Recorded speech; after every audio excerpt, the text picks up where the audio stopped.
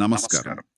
ఈరోజు మనం ఒక అద్భుతమైన ప్రయాణం గురించి మాట్లాడుకుందాం. భారత రాజ్యాంగంలో కనిపించని ఒక హక్కు కోసం మన సుప్రీంకోర్టు చేసిన ప్రయాణం. అవును. ఇది కేవలం పర్యావరణాన్ని కాపాడడం గురించి కాదు. కాదు కదా? అస్సలు కాదు.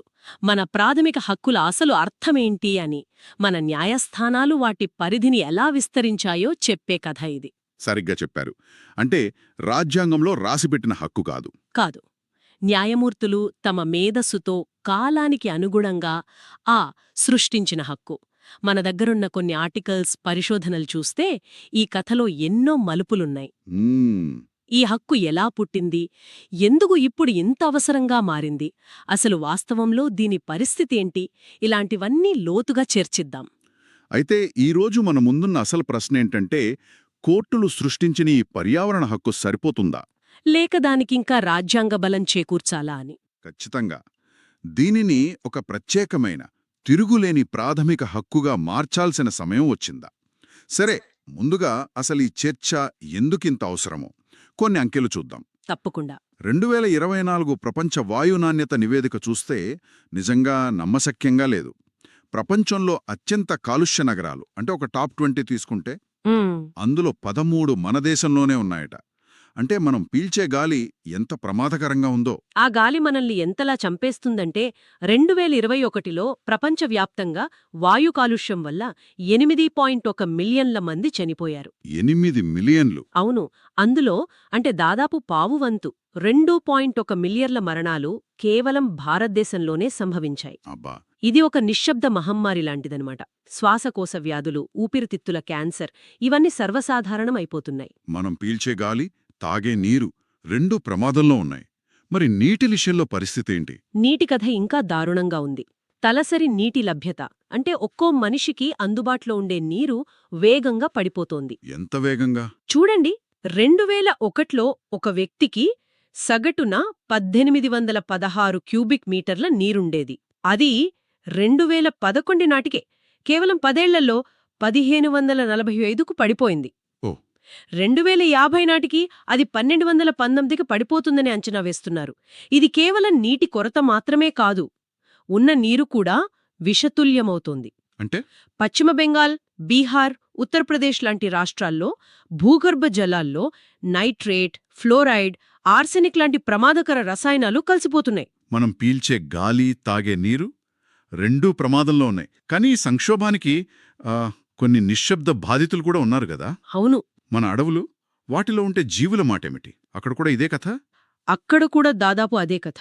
అభివృద్ధి పేరుతో అంటే హైవేలు, మైనింగ్, వ్యవసాయ విస్తరణ, వీటి కోసం అడవులను విచక్షణ రహితంగా నరికేస్తున్నాం. పశ్చిమ కనుమల లాంటివి కూడానా? ఖచ్చితంగా. పశ్చిమ కనుమల లాంటి జీవ వైవిధ్య హాట్స్పాట్లు తీవ్రమైన ముప్పునెదుర్కొంటున్నాయి. ఐపీసీసీ హెచ్చరిక ప్రకారం వాతావరణ మార్పుల వల్ల 2050 నాటికి 33% జీవవైవిధ్యం కనుమరుగయ్యే ప్రమాదముంది. 33%? అంటే మనం మన పునాదుల్నే కదిలిస్తున్నామన్నమాట. భూమి నాణ్యత కూడా క్షీణిస్తోంది. నిజమే. మన దేశంలో దాదాపు 84 మిలియన్ హెక్టార్ల భూమి ఎడారీకరణ బారిన పడింది. అంటే సారవంతమైన నేల నిస్సారంగా మారుతోంది.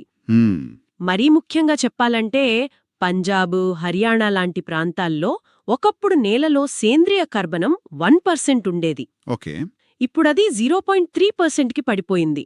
అంటే నేల తన జీవాన్ని కోల్పోతోంది. దీనికి తోడు మనం సృష్టిస్తున్న చెత్త.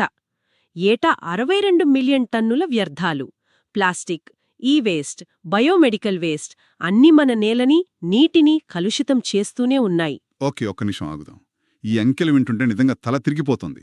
చాలా నిస్సహాయంగా అనిపిస్తుంది. నిజమే. అది ఈ కథలో ఆసక్తికరమైన భాగం సమస్య కాదు, దానికి మన న్యాయ వ్యవస్థ స్పందించిన తీరు.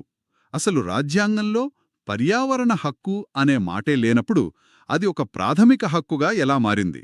ఇక్కడే అసలు కథ మొదలవుతుంది. మన న్యాయస్థానాలు ఏంటంటే జీవించే హక్కు అనే ఆర్టికల్ 21ని ఒక రబ్బర్ బ్యాండ్ లాగా సాగదీశాయి. రబ్బర్ బ్యాండ్ లాగా? అవును. అందులో పర్యావరణ హక్కుని ఇరికించాయి. ఇది ఒక అద్భుతమైన న్యాయపరమైన సృజనాత్మకత అన్నమాట. అంటే ఈ మార్పు ఒక్క రోజులో రాలేదు. 70ల నుండి మొదలుపెట్టి కోర్టులు ఒక్కో ఇటుక పేర్చుకుంటూ ఈ హక్కును నిర్మించాయి. సరిగ్గా. దీనికి పునాలి వేసిన case Maneka Gandhi versus Union of India. ఒక్క నిమిషం. ఆ కేసు పర్యావరణానికి సంబంధించింది కాదు గదా, అది ప్రయాణ హక్కుకు సంబంధించింది. మరి అది పర్యావరణ చట్టానికి ఎలా పునాది అయింది? అక్కడే ఉంది అసలు తెలివి. ఆ కేసులో కోర్టు ఒక మాట చెప్పింది. జీవించడమంటే కేవలం శ్వాస తీసుకోవడం కాదు, మానవ గౌరవంతో జీవించడమని. ఓకే. ఆ ఒక్క వాక్యం భవిష్యత్తులో రాబోయే ఎన్నో తీర్పులకు తలుపులు తెరిచింది. గౌరవంగా జీవించడం అంటే ఏంటి? అవును. కాలుష్యరహిత గాలి, స్వచ్ఛమైన నీరు లేకుండా గౌరవంగా జీవించడం సాధ్యమా? అసాధ్యం. అర్థమైంది. ఆ తలుపు తెరుచుకున్న తర్వాత న్యాయస్థానాలు పర్యావరణాన్ని నేరుగా ఈ హక్కులో చేర్చడం మొదలుపెట్టాయి. ఖచ్చితంగా. 1985లో రూరల్ లిటిగేషన్ కేసులో మొదటిసారిగా ఆరోగ్యకరమైన పర్యావరణంలో జీవించే హక్కు ఆర్టికల్ 21లో భాగమే అని సుప్రీంకోర్టు చాలా స్పష్టంగా చెప్పింది. ఆ తర్వాత వచ్చిన ఎంసీ మెహతా కేసుల్లో కాలుష్యరహిత వాతావరణంలో జీవించే హక్కును మరింత బలపరిచింది. అంటే మొదట గౌరవంగా బ్రతకడమన్నారు, ఆ ఆ తర్వాత కాలుష్యం లేకుండా బ్రతకడమని దానికి జోడించారు. ఇప్పుడేకంగా అవును, ఇప్పుడేకంగా వాతావరణ మార్పుల నుండి రక్షణ వరకు తీసుకొచ్చారు. 2024లో వచ్చిన ఎంకే రంజిత్ సింగ్ కేసులో సుప్రీంకోర్టు మరో అడుగు ముందుకేసి వాతావరణ మార్పుల ప్రతికూల ప్రభావాల నుండి రక్షణ పొందే హక్కును కూడా ఆర్టికల్ 21 మరియు ఆర్టికల్ 14 కింద గుర్తించింది. ఇది చారిత్రాత్మకం. ఓకే, కోర్టులు ఈ హక్కును సృష్టించాయని అర్థమైంది. కానీ ఒక ప్రాజెక్ట్ పర్యావరణానికి హాని చేస్తుందా లేదా అని నిర్ధారించడానికి న్యాయమూర్తులు ఏమైనా నియమాలను పాటిస్తారా? చాలా మంచి ప్రశ్న. వారి దగ్గర కొన్ని శక్తివంతమైన మార్గదర్శక సూత్రాలున్నాయి. వీటిని అంతర్జాతీయ పర్యావరణ చట్టాల నుండి స్వీకరించారు. మొదటిది ముందు జాగ్రత్త సూత్రం. ముందు జాగ్రత్త సూత్రం అంటే బెటర్ సేఫ్ దెన్ సారీ లాంటిదా? దాదాపు అంతే. ఒక చర్య వల్ల తీవ్రమైన పర్యావరణ నష్టం జరిగే ప్రమాదముందని అనిపిస్తే దానికి పూర్తి శాస్త్రీయ ఆధారాలు లేకపోయినా సరే నివారణ చర్యలు తీసుకోవాలి. ముందు నష్టం జరగనివ్వండి, తర్వాత చూద్దాం అనే ధోరణికి ఇది పూర్తిగా వ్యతిరేకం. ఓకే, తర్వాతది రెండోది కాలుష్య కారకుడే చెల్లించాలి సూత్రం. పొల్యూటర్ పేస్ ప్రిన్సిపల్ అంటారు. దీని పేరులోనే అర్థముంది. సింపుల్గా చెప్పాలంటే మీరు చెత్త చేస్తే మీరే శుభ్రం చేయాలి, అంతే కదా? సరిగ్గా అదే. వ్యాపారం చేయడంలో వచ్చే ఖర్చులో పర్యావరణాన్ని నాశనం చేయకుండా ఉండటానికయ్యే ఖర్చు కూడా భాగమే. మూడోది ఇంకా విప్లవాత్మకమైంది. అదే ప్రజా విశ్వాస సిద్ధాంతం, పబ్లిక్ ట్రస్ట్ డాక్ట్రిన్. అదెలా? ఇక్కడున్న అసలు ఆలోచన ఏంటంటే గాలి, నీరు, అడవులు ఇవి ప్రభుత్వ ఆస్తి కాదు, మనందరి ఉమ్మడి ఆస్తి. ఆసక్తికరంగా ఉంది. ప్రభుత్వం కేవలం ఒక వాచ్మెన్ లాంటిది, యజమాని కాదు. ఈ ఒక్క సూత్రం ప్రభుత్వాలు సహజ వనరులను చూసే దృక్పథాన్నే మార్చేసింది. వాటిని ప్రైవేట్ లాభం కోసం అమ్మే అధికారం ప్రభుత్వానికి లేదని చెప్పింది. ఇది చాలా శక్తివంతమైన ఆలోచన. ఇక చివరి సూత్రం, అది సంపూర్ణ బాధ్యత, అబ్సల్యూట్ లయబిలిటీ. ఒకవేళ మీరు ప్రమాదకరమైన రసాయన కర్మాగారాన్ని నడుపుతుంటే ఏదైనా ప్రమాదం జరిగి లీక్ అయితే మీరు ఎలాంటి సాకులు చెప్పడానికి వీల్లేదు. కానీ అయితే అనే మాటలకు తావులేదు. బాధ్యత 100% మీదే. భోపాల్ గ్యాస్ దుర్ఘటన తర్వాత ఇలాంటి కఠినమైన నియమం ఎంత అవసరమో మనకు అర్థమైంది. మన దగ్గర ఇంత బలమైన చట్టపరమైన పునాది, స్పష్టమైన సూత్రాలున్నాయి. అయినా సరే మనం మొదట చర్చించుకున్నట్లుగా వాస్తవ పరిస్థితి చాలా భయంకరంగా ఉంది. అవును. ఈ కాగితం మీదున్న చట్టాలకు క్షేత్రస్థాయిలో వాస్తవానికి ఇంత పెద్ద అగాధం ఎందుకుంది? ఇక్కడే అసలు సమస్య అంతా ఉంది. చట్టాలు బలంగా ఉన్నా వాటిని అమలు చేసే వ్యవస్థలు బలహీనంగా ఉన్నాయి. ఉదాహరణకు పర్యావరణ పరిరక్షణ చట్టం 1986 చాలా కఠినమైనది, కానీ దాన్ని చాలా నీరుగార్చేశారు. సరైన అనుమతులు లేకుండా నడుస్తున్న పరిశ్రమలపై చర్యలు నామమాత్రంగా ఉంటాయి. ఇది కేవలం అమల్లో లోపమా లేక అభివృద్ధి, పర్యావరణం మధ్య ఘర్షణల్లో మనం ఎప్పుడు అభివృద్ధి వైపే మొగ్గు చూపుతున్నామా? రెండూను. అభివృద్ధి ఒత్తిళ్లు చాలా ఎక్కువ. అటవీ ప్రాంతాల గుండా వన్యప్రాణుల కారిడార్లను నాశనం చేస్తూ హైవేలు నిర్మించడానికి సులభంగా అనుమతులు వచ్చేస్తున్నాయి. అంటే స్వల్పకాలిక లాభాల కోసం. అవును. స్వల్పకాలిక ఆర్థిక లాభాల కోసం దీర్ఘకాలిక పర్యావరణ నష్టాన్ని విస్మరిస్తున్నాం. దీనికి తోడు రాజకీయ, ప్రవర్తనా అడ్డంకులు కూడా ఉన్నాయి. అవి ఎలా? ప్రభుత్వం ఇచ్చే సబ్సిడీలు కొన్నిసార్లు వనరుల దుర్వినియోగాన్ని ప్రోత్సహిస్తాయి. అలాగే ఇంట్లో తడి చెత్త, పొడి చెత్త వేరు చేయమంటే కూడా పాటించని మన ప్రవర్తన. అది కూడా సమస్యలో భాగమే కదా? నిజమే. మరి ఢిల్లీ లాంటి నగరాల్లో GRAP అంటే గ్రేడెడ్ రెస్పాన్స్ యాక్షన్ ప్లాన్ లాంటివి ఉన్నాయి కదా? ఉన్నాయి. GRAP అంటే ఏంటంటే అదొక ఎమర్జెన్సీ అలారం లాంటిది. నగరం యొక్క గాలి నాణ్యత బాగా పడిపోయినప్పుడు అది మోగుతుంది. ఆ తర్వాత అప్పుడు స్కూళ్లు మూసివేయటం, నిర్మాణ పనులు ఆపేయడం లాంటివి చేసి నగరానికి ఊపిరి ఆడేలా చేస్తారు. అంటే సమస్య ముదిరిన తర్వాత స్పందిస్తున్నారంతేనా? ఖచ్చితంగా. ఇవన్నీ ప్రతిచర్యలు, రియాక్టివ్ మెజర్స్.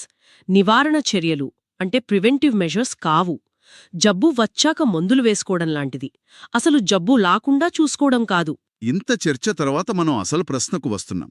న్యాయస్థానాల వ్యాఖ్యానంపై ఆధారపడకుండా స్వచ్ఛమైన పర్యావరణ హక్కును రాజ్యాంగంలో ఒక ప్రత్యేక ప్రాథమిక హక్కుగా ఎందుకు చేర్చాలి అంటున్నారు. ఇప్పటికే ఆర్టికల్ 21 కింద రక్షణ ఉంది కదా? చాలా కీలకమైన ప్రశ్న. ప్రస్తుతం ఈ హక్కు న్యాయస్థానాల వ్యాఖ్యానంపై ఆధారపడి ఉంది. రేపు మరో ధర్మాసనం వచ్చి భిన్నంగా వ్యాఖ్యానించవచ్చు. అవును. కాని దీనిని ఒక ప్రత్యేక హక్కుగా చేర్చడం వల్ల పర్యావరణాన్ని పరిరక్షించాల్సిన బాధ్యత ప్రభుత్వంపై స్పష్టంగా విస్మరించలేనిదిగా మారుతుంది. ఇది ప్రభుత్వం యొక్క ప్రాథమిక విధి అవుతుంది. అంటే ప్రభుత్వ జవాబుదారీతనం పెరుగుతుందంటారా? ఖచ్చితంగా. పౌరులుగా మన చేతికొక బలమైన ఆయుధమిచ్చినట్లు అవుతుంది. ప్రభుత్వ సంస్థలను జవాబుదారీగా చేయడానికి, పర్యావరణ విధానాలలో స్పష్టతను డిమాండ్ చేయడానికి ఇది మనకు మరింత శక్తినిస్తుంది. ఇది నా ప్రాథమిక హక్కు, మీరు ఉల్లంఘిస్తున్నారు అని మనం నేరుగా ప్రశ్నించవచ్చు. సరిగ్గా. అంతర్జాతీయంగా కూడా ఇప్పుడు ఇదే ట్రెండ్.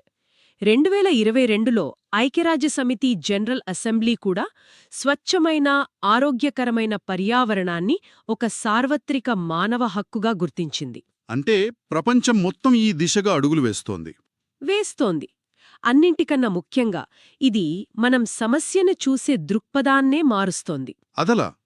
ఇది పర్యావరణ సమస్యలను కేవలం పరిపాలనా వైఫల్యాలుగా చూడటం నుండి వాటిని మానవ హక్కుల ఉల్లంఘనగా పరిగణించేలా చేస్తోంది.